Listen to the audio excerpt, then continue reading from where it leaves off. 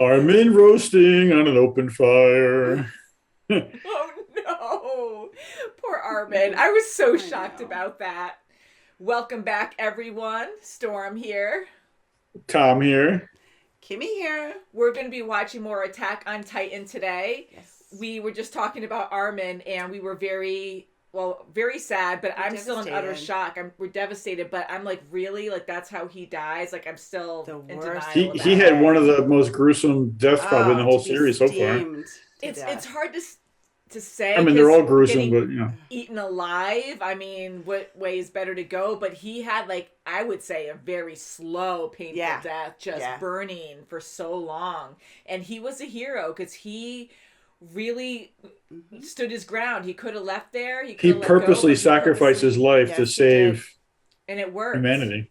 Yeah, and it worked because Bernholtz's energy was depleted and they were able to get him out, right? So, but I can't believe Armin's gone. Like, I really didn't see him going. They've lost so many people, like big people in like the past, 3 episodes? I know, even Armin, Marlo, right? Like a lot of people. Mm-hmm.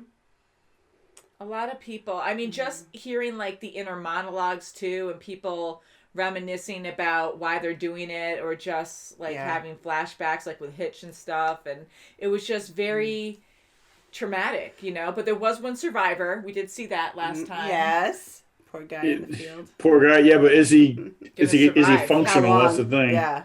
Is he mentally functional? Yeah. And will he get picked off by anyone else? I mean, Levi was amazing how he took out all those Titans. He was. What a warrior. We know he's great, but what an episode, because I'm still in awe, like how he just immediately took down the Beast Titan, like that instinctual. And he was surprised. The Beast Titan was very surprised. Yeah, like in seconds he took him down. Well, I don't think he'll be surprised the next time, though. That's the thing. He'll learn. He always learns. Yeah.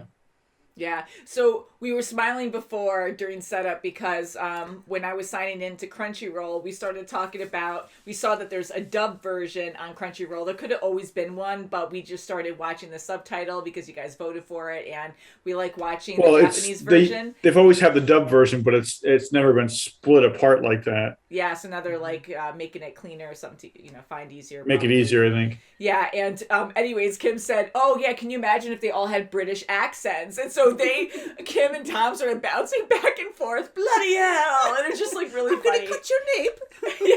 Yeah. So anywho, it was all in good fun. Yeah, and I wish I recorded that because that would have been hilarious. I was just dying. So anywho, shall we get into this episode? Yeah. Let's do it. Yeah, and Hanji came back. Reiner exploded. So is he completely gone? Is he dead? We'll find out, I guess. Yeah, we have to find out. Amazing. They're all amazing. This is like the Liquid Terminator where he just forms back together again. He's a survivor. He really is skilled on everything that he's been through so far. All right, so we're watching episode 318/355 on Crunchyroll. Just quiet. I hate this. Oof. That is amazing. But he's alive. That is amazing. Oh my god, he had to eat someone too. I can't get over that. That was insane. I could never imagine that would have happened. Oh my god, that was just so emotional and so insane. To be steamed to death. Again. And then this. We've talked about it many times where you have the emotions there where things just take forever, but they're huge freaking decisions and you can really feel why it's a heavy decision, and to actually have that, I thought it was well done. Yes, I mean, with Levi having that order to make that final call on who gets it, and he was a longtime friend of Erwin and worked well with him. They had each other's backs. They trusted each other, really cared for each other. And he cared for Armin as well, but he had a very close connection to Erwin. So here he is presented, both of them at almost the same time. And I mean, and then you had influences like Mikasa who wanted just Armin. They both had their reasons for having the person live. And at one point, Levi said they're both the same. Yeah. They're both the same person. They both have the same qualities. But I think what Levi finally realized is that when Erwin was talking with him before the whole operation went into effect, he was accepting accepting his fate, knowing that he's going to die, and it'll actually be a good thing for him because all that weight that's on him will be released. Yes. Yeah. So I think that's what Levi, because everybody was running on emotions, but I think that's what Levi finally realized, and that's why he chose, Armin over Irvin.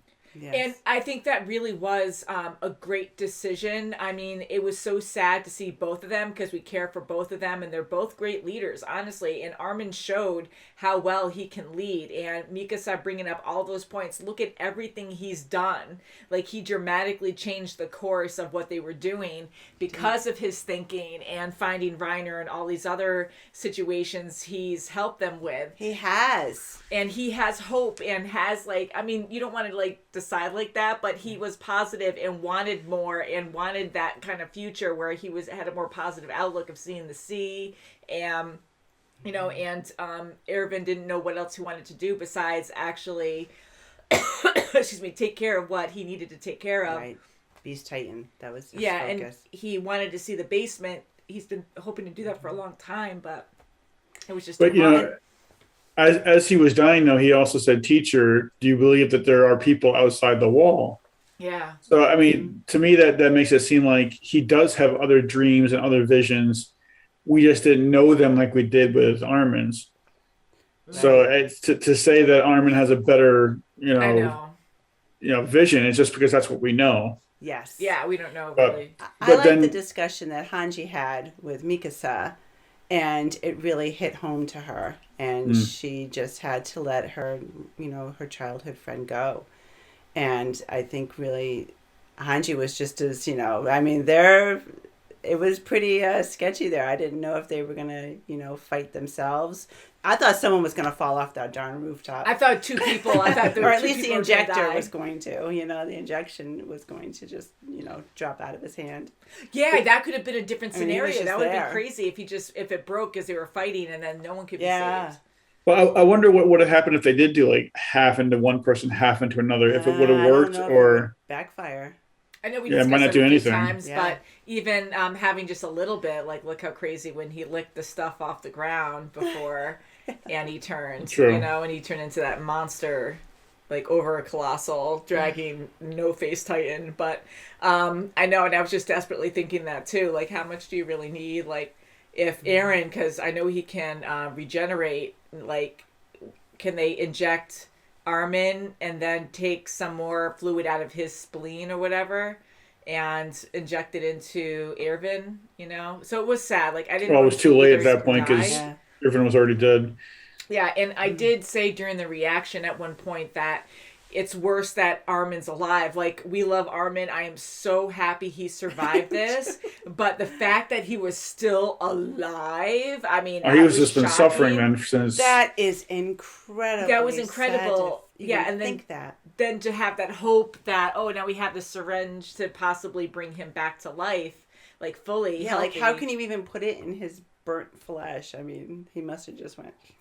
They could have just injected into his mouth or something. I don't know if ingesting it, if it has to be it's got to be in the bloodstream or something. But yeah, and Reiner mentioned something about a letter to from Ymir to Krista.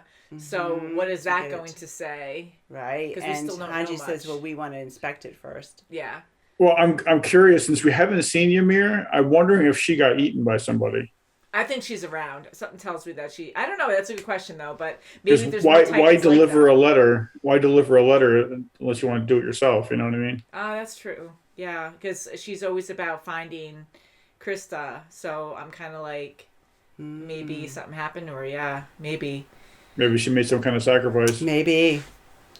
Isn't that crazy with the interaction with the Beast Titan looking at Eren and saying that I'm going to save you? Yes, he got emotional. Well, see, you got to see it from his point of view. From his point of view, all humans are bad and they're here to destroy us. So we have to destroy them first. Mm-hmm. So he sees it as, these guys are being held captive by the humans. We have to save them, or something along those lines. And then of course, Eren living with the humans his entire life, he sees it from the human perspective. So it's all a matter of perspective. Yeah. Mm-hmm. So and he said his father was brainwashed him.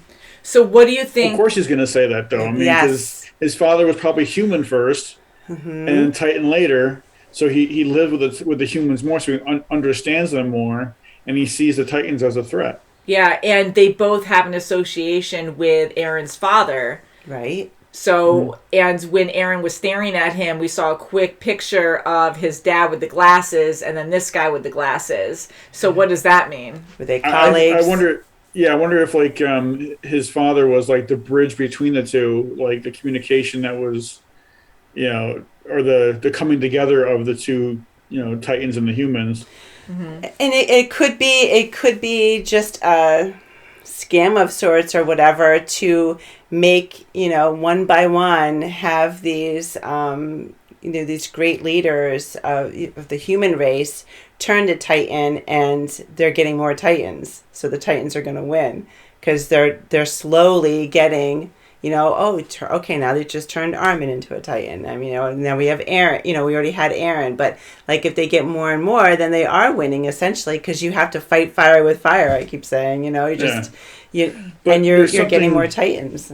There's something that's particularly special about Aaron is the reason why they're pursuing him so much. Yes, and why they're going through all this, death and destruction just to get him. Right. Yeah. Right. And of course, the humans don't know exactly what is so special about him because he's obviously not the first human that can transform. Right. But the key is his father. I have a feeling. The key is his father and the key in the basement. And the key. Yeah. The key is the key. And right. Armin now, he is the colossal Titan. He ate his power. He ate Bernholt.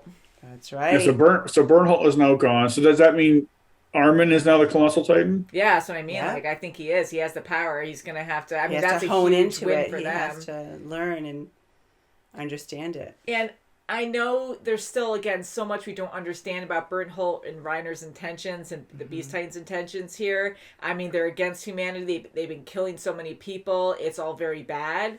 But there's more to their story that we hopefully will find out. Yeah. And here, Bernholt getting eaten by a Titan, by Armin, but just a Titan in general, like, that's scary no matter who you are. And here, like, he's asking for help. And I did actually feel bad for him because he was a comrade. And even though he was a spy, like, he was a comrade. Yeah. And I like how their emotions are conflicting because you can feel that.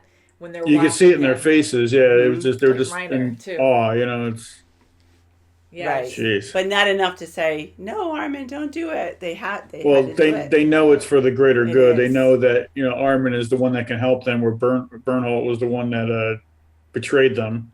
Man, and Hanji almost got Reiner, but how quick they hesitated God, that kid, that Jean just swiped her away because she was going to get it. Yeah, he was awesome how he saved her. Yeah, I mean, that was so difficult, but he was also conflicted watching her slowly killing Reiner, Yeah. It's still that camaraderie, like that, they were friends at one point, and it's hard. It's not like... Yeah, I know, but every time they kept him alive... Yeah, every time they kept him alive, he almost killed them all again. And killed others. He did kill a bunch of them, Yeah. But going back to the soldier that saved... like the orange hair guy?